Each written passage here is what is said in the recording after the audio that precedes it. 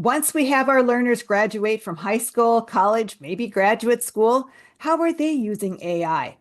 AI powered education is next.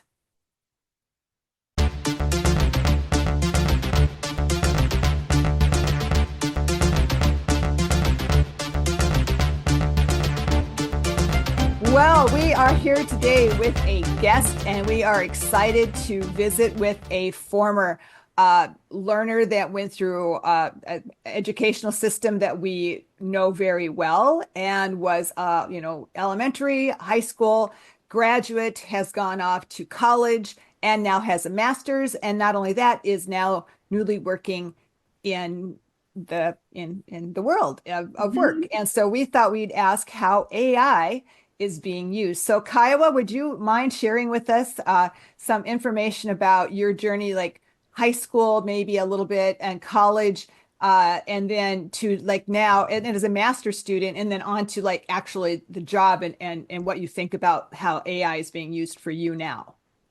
Sure, sure. Sounds good. Well, thanks for the introduction. I'm Kyle Weezer Matthews, and I've just been a graduate of Perham High School, and I've been in the college system for quite a few years, working in a few different roles. I've worked before as a toxicologist, as a blood bank tester, and now I'm currently working in the medical device industry. So my whole path has been, since high school has been essentially that I've gone for my bachelor's degree in biology, and I took that and I leveraged my degree for a master's degree in bioinformatics, which is essentially like a computation and biology crossover, which was perfect for getting to where I am right now because now I've been pretty heavily reliant on AI technology as for development as well as research purposes, statistical analysis, and it's been just a super useful tool for even displaying and conveying data. And yeah, I always like to keep myself up to date on the latest AI tools and latest and greatest tricks in the industry. So yeah, Cool.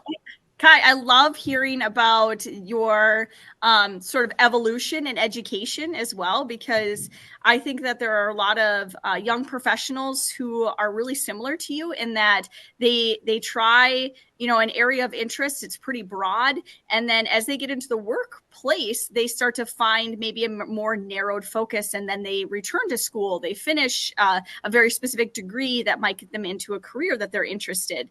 So I want to keep it connected to AI, but I would love for people to sort of hear about how did AI almost help you to specify your interest in what you're doing now? Like, did you hear about some role, or did you play around with AI tools and then you got into using it at work, or how did it sort of evolve for you in the workplace?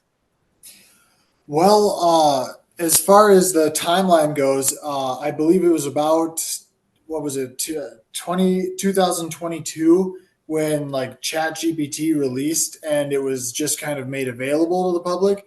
So that's been the most monumental moment in everything. That was kind of a great brief glimpse in time where no one really was aware of these tools. So you could really use them to your advantage however you wanted, and people could, like see what you've accomplished. And, just being able, for instance, I was going through school and I had some projects to work on, and, nothing was off the table for developing these projects. So, sure, I used AI on some of my college stuff and I had some really great like presentations and great results with it.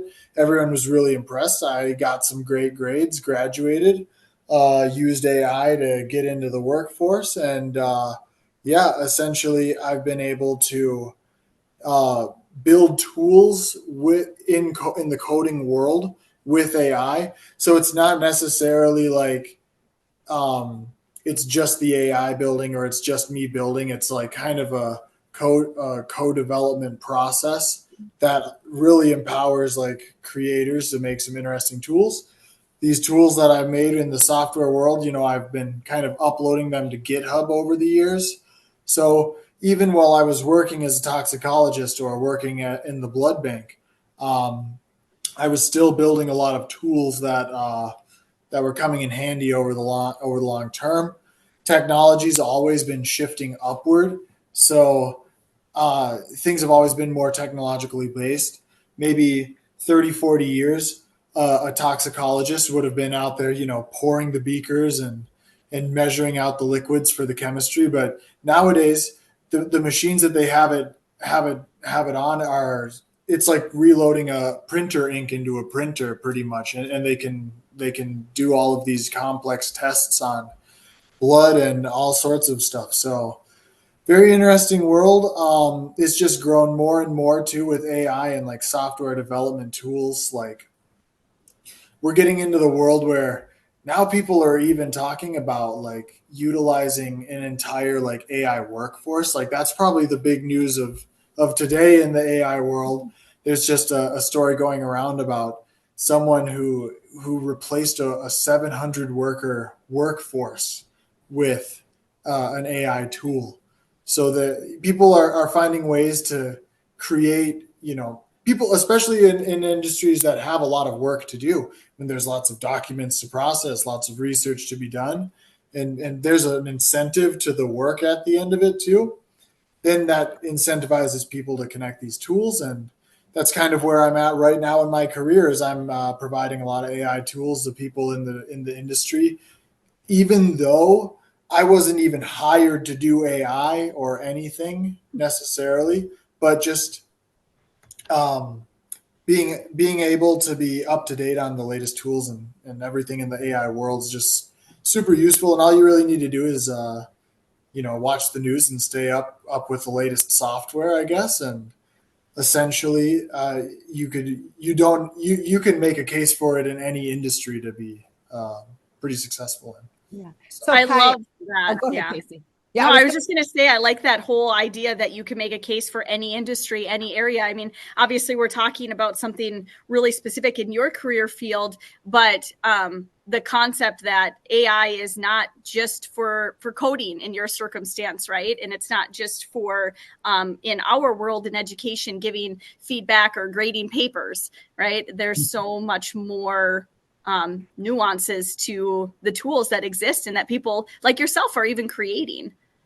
Yeah, Kai, I was going to ask too, is it, because we're running out of time like always, but I was wondering, what advice do you have? Because this is really focused often for educators. So what advice do you have teachers, like not kind of knowing where you see AI going? What advice do you have for teachers and even learners about like, what should we be watching for and helping our learners with when it comes to AI and the future?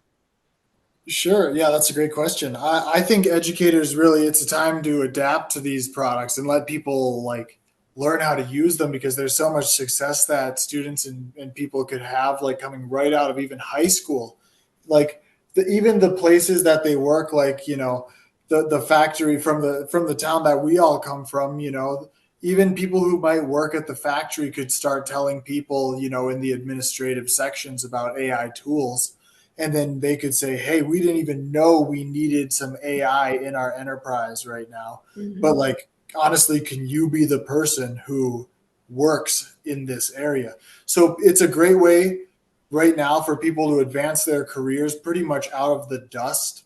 Like if you just know these tools, you can essentially leverage them. So I think that would be a great tool for people to teach in high schools or colleges. I think there is a lot of resistance. There's people who think like using AI like to recommend ideas for research topics or projects, and like surely there's some way that they could adapt their curriculums to interface with the students better and let them use their AI and use their AI better to compete with the people in the rest of the world who might be utilizing these tools, whether we choose to use them or not. Right. Because isn't that the truth, though, that whether a person chooses to use them or not doesn't mean that they will not be of value, or that they won't exist in the world around them, and that others won't be using them. And that competitive advantage, thinking about how you feel it maybe gave you an upper hand in your finishing your degree, or seeking out a career. And even now in your career, you're not hired because you know how to use AI, but yet it gives you an advantage to be able to be successful in your role right now. So I think that there's a lot of value in hearing from somebody who's in the workforce right now using AI. And it's not even necessarily an assignment that you were given. It's not a task. It's not a part of your job description, yet it is essential for you to find success there. Absolutely. Yeah. It's interesting how quickly too it's become like integrated into these workforces, and how many people are looking to have like a piece of the pie right now. Everyone wants in on the AI race. There have been similar bubbles like when they first came out with the first computers. There were people who kind of resisted those computers. They said, I'm not going to learn that. I would rather, pen and paper for the rest of my life. Mm-hmm. But then there's other people who adapted and used the computers, and they went on to, develop some of the fundamental frameworks of our society now. And it could be you could make a similar argument that that's what's happening right now with AI. Yeah. Yep. Well, there's a proficiency report that just came out. I was like leafing through it there, but that the only 8% of us are practitioners. That's still a really low percent. 1% they say are experts. That's a lot of growth if you're interested in something, right? 11% are skeptics.